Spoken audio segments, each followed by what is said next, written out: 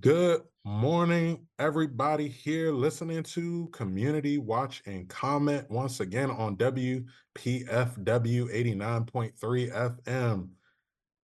Wonderful to be back here with the great Dave Rabin, the Well, I don't legend, know about that. the legendary Dave Yeah, Rabin here right. with me A today. legend in his own mind. Yeah. In my mind, too, and hopefully to the minds of Oh, the shucks. listeners.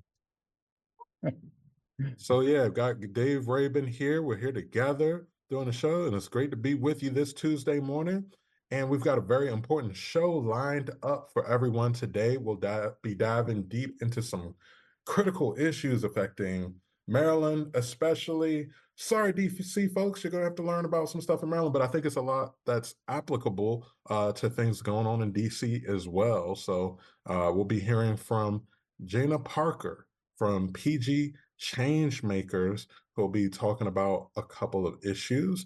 We've got Parker here from PG Changemakers. I want to just have a round of applause for Parker, another Yay. legend. Hi. Bravo, bravo. Yeah, we're holding it down for gorgeous Prince George's today. And as you heard, Parker, that is a large portion of the WPFW audience. And so we want folks to know about PG Changemakers. Parker, have you had the chance to be on WPFW before? I don't think I have. I know I Okay. listen to WPFW all the time. I grew up listening to WPFW, so it's one of my favorite stations to have on in the car and have my kids listen to. But I don't think I have personally had the privilege of being on WPFW. So this is kind of a big thing for me. It's an honor to be on this station. So I'm super You're excited. hearing her here first, everybody. And I'm sure this will not be the last time. I think Parker could have her own show on PFW at some point. I mean, I used to watch your live streams on Facebook. Parker, man, like we got to team up and figure this out because she will break it down even realer than I will. And she may do it today. If you want to know I what's really might going do on it today. and raw and unfiltered. But we do have the FEC regulations, Parker. So I'm gonna keep it you cute. I'm gonna unfiltered. keep it cute. But let's get the real. So today, I know you've got a couple of things that you wanted to share with our audience, Sure. So starting with let me let me healthier start with food options, etc. But go sure. ahead, Let go me ahead. start. Yeah, let me start with giving a background of like who PG Changemakers is. Oh yeah, So that's we what I was are supposed to say. Go ahead. so we are a grassroots organization started shortly after the murder of George Floyd, to really focus on racial and social justice issues within Prince George's County. I think a lot of times because we are a predominantly Black and Brown county, community of color with color as our representation and a lot of our elected officials and a lot of our governmental spaces, we don't necessarily realize that we still have a lot of the same issues in regards to racial and social justice issues that you would see in other communities of colors that don't have similar representation. And even though it's like 2020, 2021, 2022, 2023, and so on and so forth, um, it still needs to be talked about, it still needs to be addressed, and it still needs to be brought to the forefront of our community so that we can actually work on these actions and these issues together. And so that is kind of the background of PG Changemakers. I know we focus a lot on just a whole wide range of issues: poverty, housing discrimination, food insecurity, mental health and wellness, economic injustices, and really creating a space for impacted people to come and speak their truth and also be the people that make the solutions to the issues within our county. And so that's kind of really where we're at with that. One of our co-founders is the current council member of District 7, Crystal Orieva.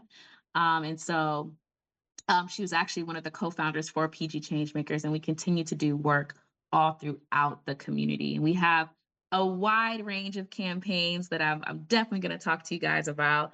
But I'm going to go through them and then kind of center in on the ones that I feel like kind of need the most addressing right now. So we are part of the Prince George's Housing Justice Coalition, which we are partners with Progressive Maryland on that, led by Martin Mitchell out of Laurel. and the Laurel Housing Justice Coalition to just ensure equity and safety and housing affordability for all in Prince George's County, regardless of economic status. And we're super excited and grateful to be a part of that coalition. Recently, a rent stabilization bill, a permanent rent stabilization bill, was passed on the county level. And it's very interesting. It's a very interesting story of how we got there.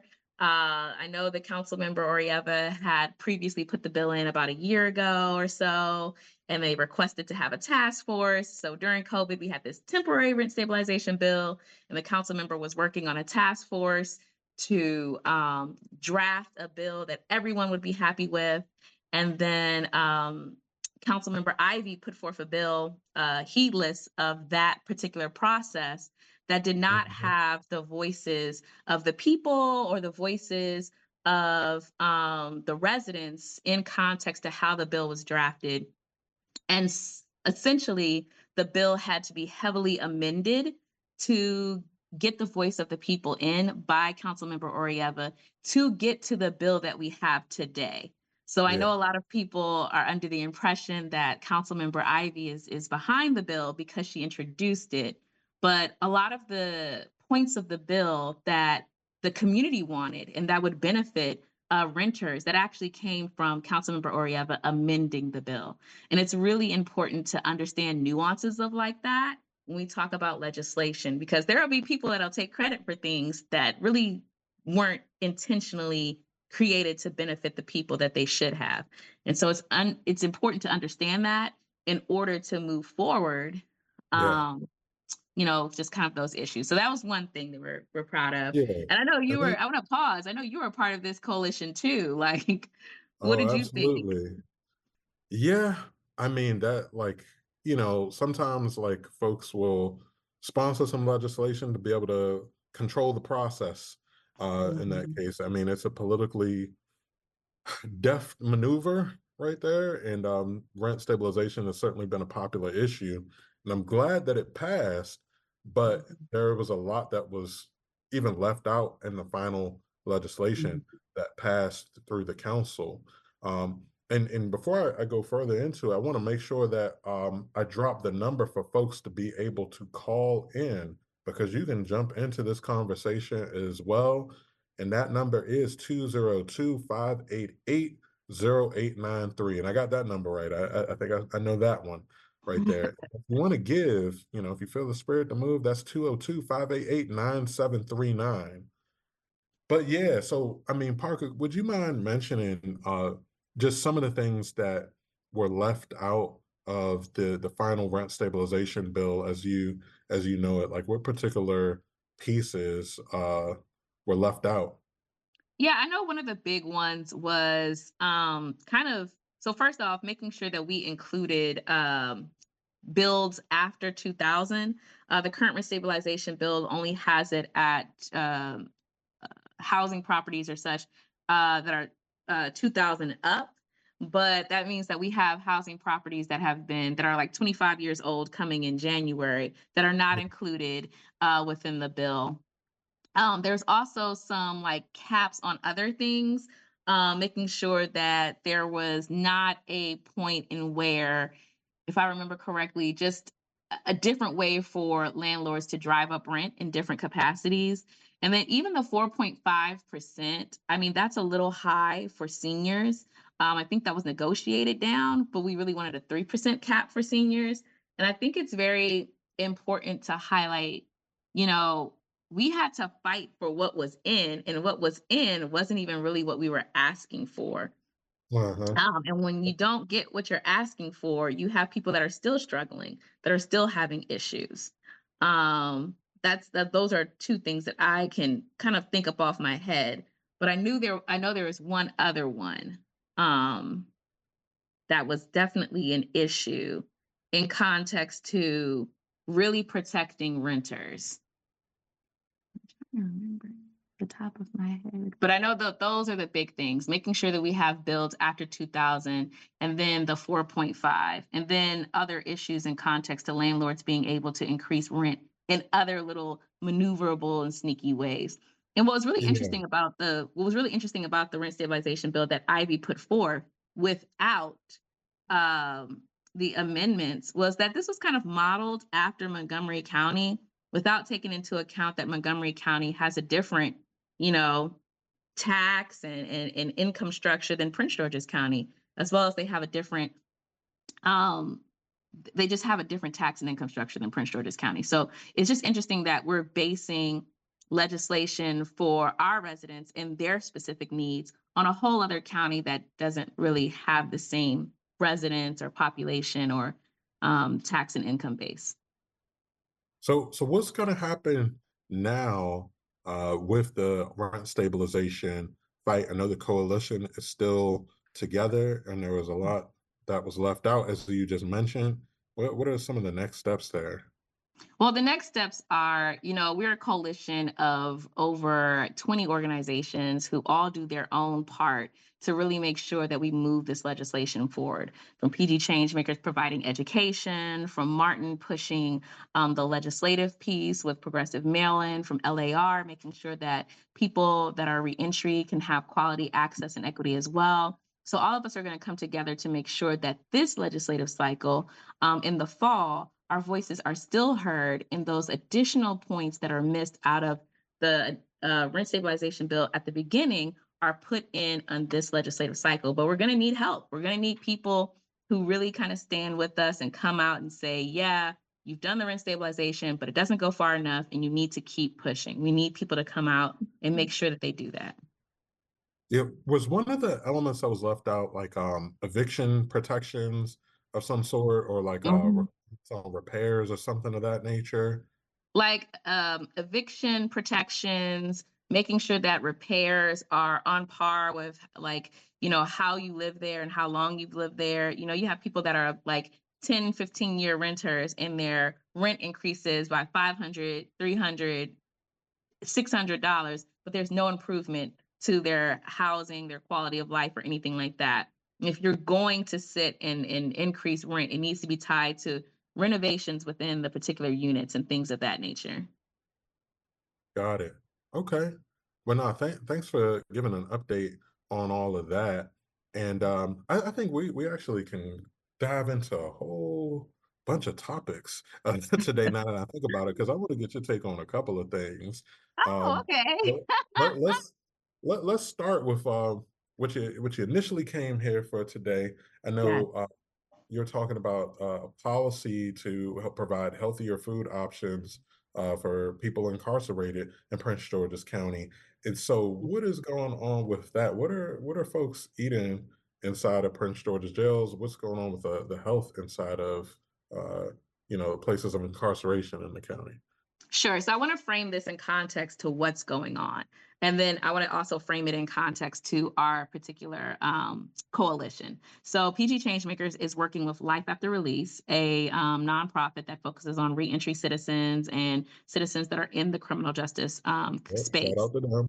Yeah, Yeah, yeah. shout out to them, as well as the Prince George's Food Equity Council, who focuses on making sure that food is equitable and nutritious and healthy in all capacities, from procurement to preparation throughout Prince George's County.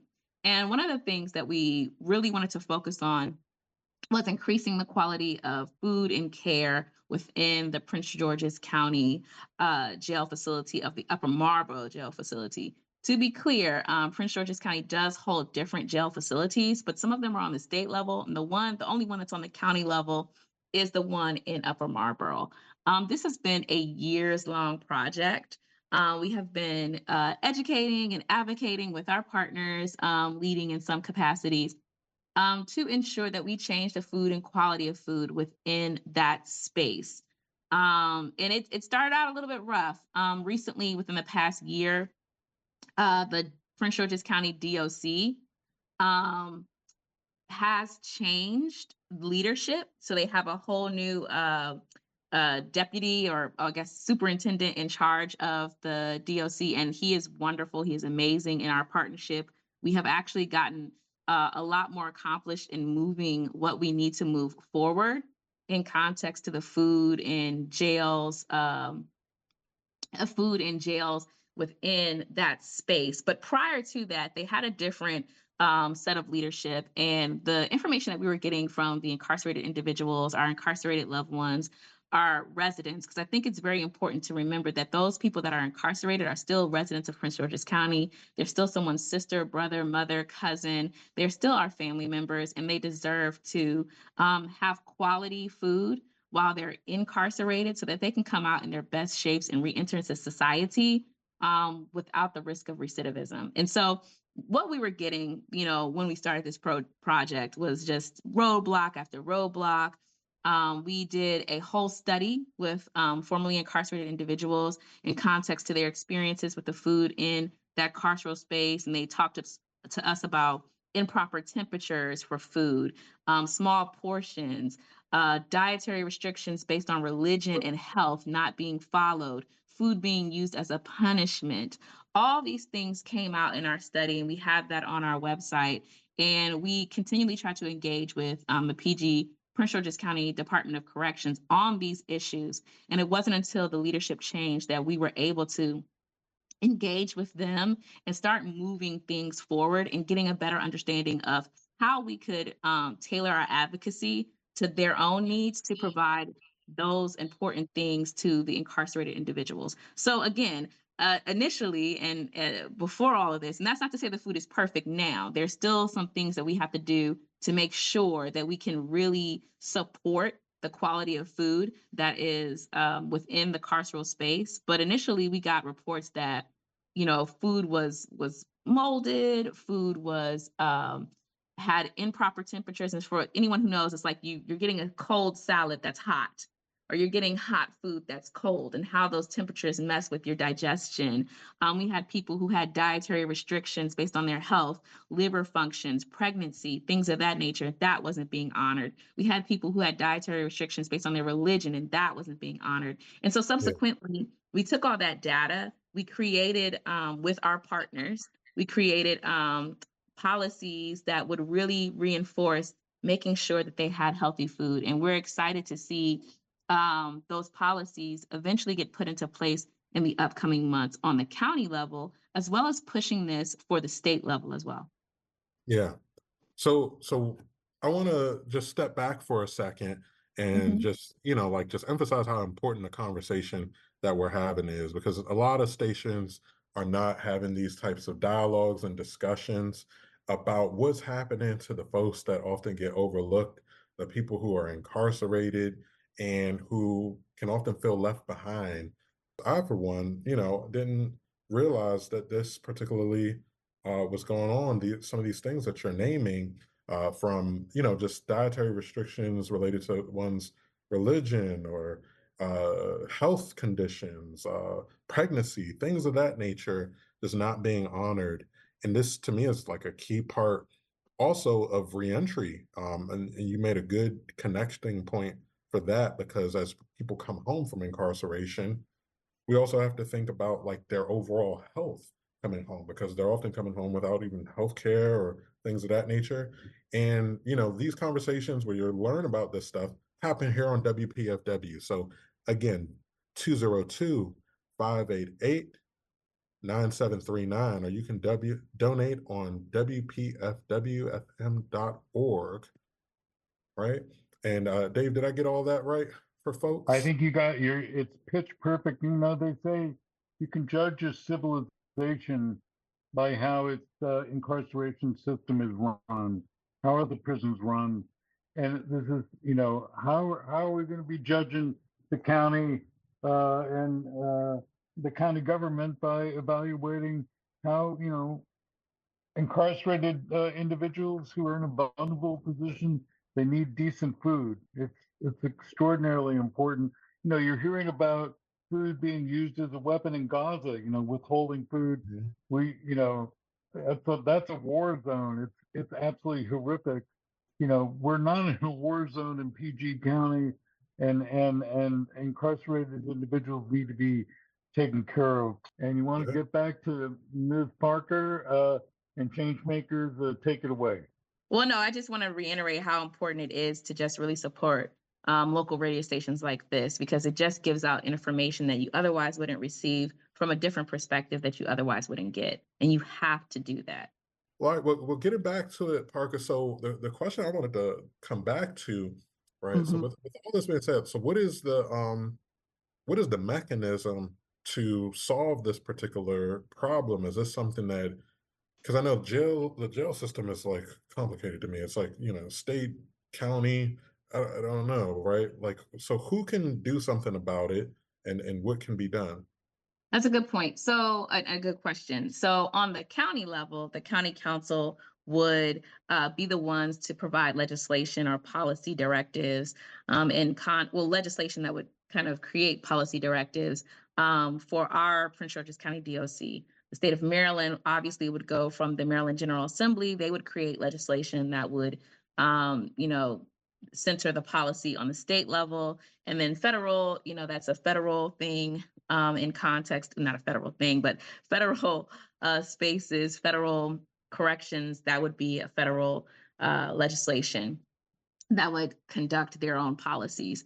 And so for the county, we're focusing on the the county council and in conversations around there. And I think it's important to just highlight that these are conversations that need to happen in context to the entirety of reducing crime. A lot of times, people have been told that to reduce crime, what you need to do is you need to have a stronger punishment or penal system, or stronger state's attorney and stronger punishments for those things. Yeah, And I think looking at it in that capacity doesn't take into account that you are addressing, the symptom and not the cause.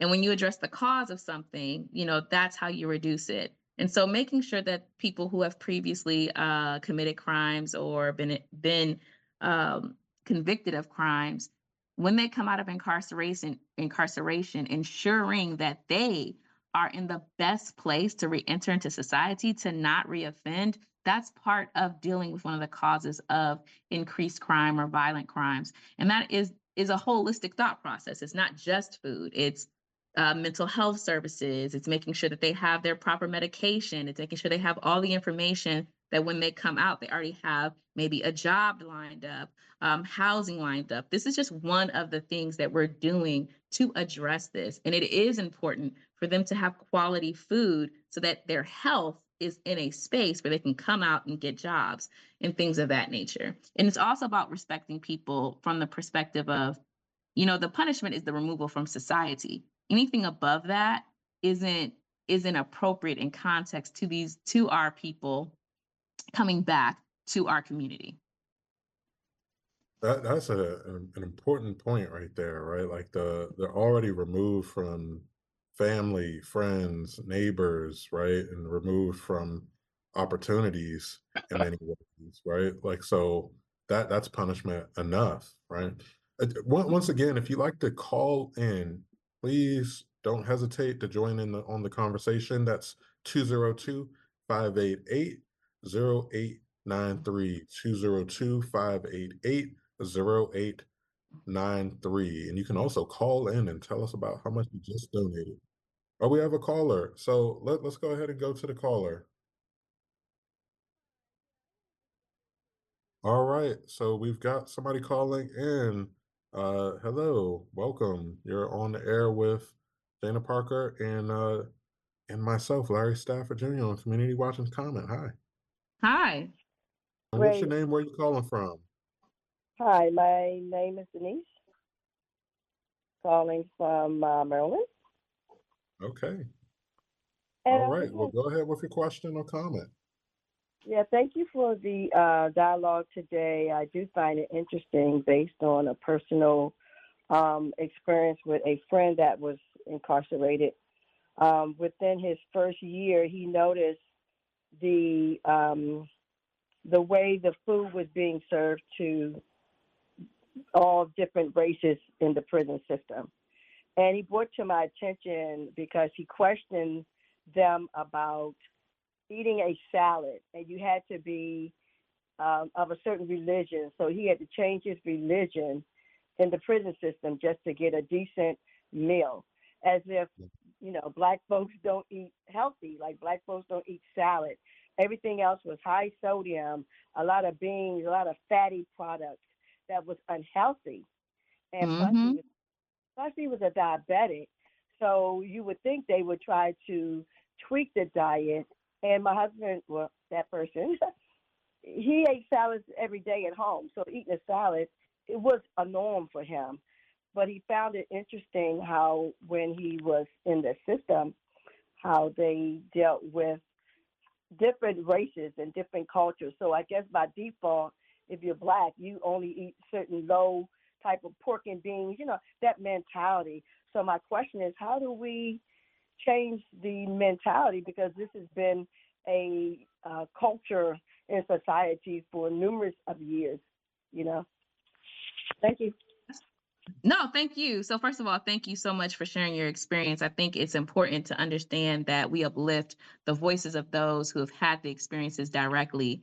And I really appreciate that question. I think part of it is having conversations like this. And the other part of it is making sure that there's actually a nuanced policy, a nuanced legislation that understands that kind of mentality in the carceral system, and maybe taking off the idea of, oh, we're going to feed this person one thing, this person another. When there's a set standard that you have to provide this for everybody, while also understanding that you have to ensure that dietary restrictions and based on religion or health or even just your own personal preferences, right? If you're a vegan, if you're a vegetarian, if you're a pescatarian, that all those things are honored regardless of your complexion. And having a specific policy will do that, I believe, particularly when you're putting in context like, hey, this is what this person is requesting and you have to honor it. I think to your point, what we saw is when the people from January 6th were incarcerated in the DC jail. And they were talking about the deplorable conditions that they had to experience, even in context to the food, specifically to the food, and how there were immediate changes for these people that did not look like the Black and brown people that had been incarcerated in this facility for several years and had been making the same complaints. It is eye-opening and it is concerning, and it is to say that, hey, this clearly is a thing. If we've seen this particular situation happen, and where one person of a different race is complaining about the food and it is almost automatically or immediately changed, and then these other people have been complaining for a specific time period and it hasn't been addressed, which is why we have to have these nuanced policies that really address that. Absolutely. So I know we had another topic we wanted to touch on as well. So the PG Basic Income Pilot program. So, Park, you mind providing like an update on what is going on with the Basic Income Pilot, as well as like what it is for our listeners here? Sure. So there's this concept called guaranteed basic income. And basically what that means is, and it's done in different ways throughout the country, but essentially it's where a certain group of people receive a specific amount of money per month for a set specific time. It could be 2 years, it could be 5 years, it could be 1 year. And this is how it's just being done throughout the country, right? Different guaranteed basic income programs operate in different ways. But this is generally how it's done. You have a certain population that receives a certain amount of funding, no strings attached, for a particular time period. And a lot of times we focus on people that are financially challenged. Another word would be probably low income, middle to low income, because we understand that poverty and those that are in poverty, that is not a choice, right? That is not a choice. They're not choosing that. And when they receive an additional support or help without any strings attached, studies show that they help move them out of poverty, move them into different capacities, even so much as going far as to helping them mentally and emotionally in relation to their own personal experiences. And so guaranteed basic income within Prince George's County, PG Changemakers had been talking about this issue since about 2020, 2022, actually. And before then, we had been talking about having guaranteed basic income for our lower income residents, for our residents that needed additional support. We have been talking about this since 2021, 2022. We have been advocating for it for years. And it finally, a year ago, kind of came into legislative practice. Again, Councilmember Orieva put this legislation through. It received funding from the county council, from the county executive, as well as a private partnership from the Meyer Foundation to support about 200 individuals, families, or such, to provide them a set amount of money for 2 years. There were specific indicators on it in context to those who aged out of foster care, those who were of a certain income level, prioritizing caregivers, as well as those who are golden aged, as well as making sure those who are of the reentry population received special like points or whatever as well, to ensure that they were getting what they needed. And so this particular program came out of a lot of work. We actually created a Prince George's County Guaranteed Basic Income Coalition that included the NAACP of Prince George's County, Life After Release, Progressive Maryland, and Casa de Maryland. And right now, it is in its first couple of months of distribution in regards to funding. And it is called Thrive Prince George's. And it is run by the court-appointed special advocates, or CASA, which is different from Casa de Maryland. The court-appointed special advocates are a group that focuses on making sure that children within Prince George's County who are in the court system in a specific capacity have advocates. And it's also run by the United Communities Against Poverty, or UCAP. Those are the distributors or the administrators of the program. And we just started giving out the money. They just started giving out the money in context to this particular program. And it is really important to understand that we have seen guaranteed basic income all over the country. And in almost every situation that we've seen it, there have been people who have experienced tremendous growth in their lives. Like study after study shows that giving low income individuals is just one avenue to help really strengthen and close the racial equity gap, as well as lift people out of poverty. It's one tool to do that, and it's a very powerful tool. And all the studies show that it really does help. And so we're excited to see what happens at the end of this 2-year program for the residents of Prince George's County. And what we're hoping is that we can get this done on a state level for just very vulnerable populations on a state level, to really move our state to a more equitable and just a more equitable and wonderful state to live in regards to financial resources. Yeah, I mean, that absolutely is a program that needs to be expanded and continued forward. There have even discussions about at the federal level with the advent of artificial intelligence and a lot of jobs being eliminated, and those possibilities in the future of expanding that. But unfortunately, we don't have a guaranteed basic income now. We all wish we lived in a world with a guaranteed basic income, ever flowing clean energy. But the only way we're going to get that world is actually by supporting this type of content to reach the masses of people, mobilize people to take action as well. That's what WPFW does. We are, Pacifica is, I believe, the first station that is listener supported. Before PBS and NPR and all those places were doing it, Pacifica has been doing this across the country. And that's right. We got to keep this going. I should just point out, in keeping with that, we're listener sponsored, and you should know that just about every program that you're hearing, this is the labor of love. We're not making the do-re-mi. We're not making basic income on this, and Lord knows Larry could use it. He has a new addition to his family. Congratulations. Yeah, he's a great fundraiser. He screams until he gets what he needs. I might start doing that. I need my milk. Right. Right. No, I mean, it's just, this is a labor of love, and and we need you to step up and show the support. Don't let capitalism consume everything. You're not inundated with commercials listening to the station. We do come to you occasionally to have you show the love and support. I think the important information that we impart, and Lord knows the wonderful music that we provide.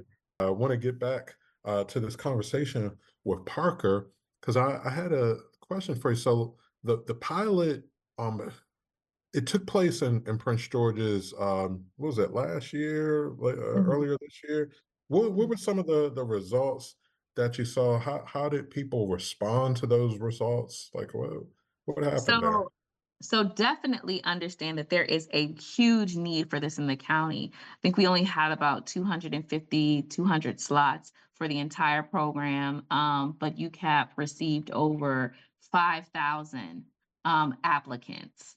They Wow. had to go through and weed through that. And so it's definitely something that the county really needs, really wants, the residents really need, really want, and support of. A lot of the seniors have talked about how much they would like that for their own just health, in context to being able to age in place and being able to age in place within Prince George's County. And again, this is just one tool to help get out of poverty, in context to seniors aging in place. A senior tax credit standard within Prince George's County would truly help them.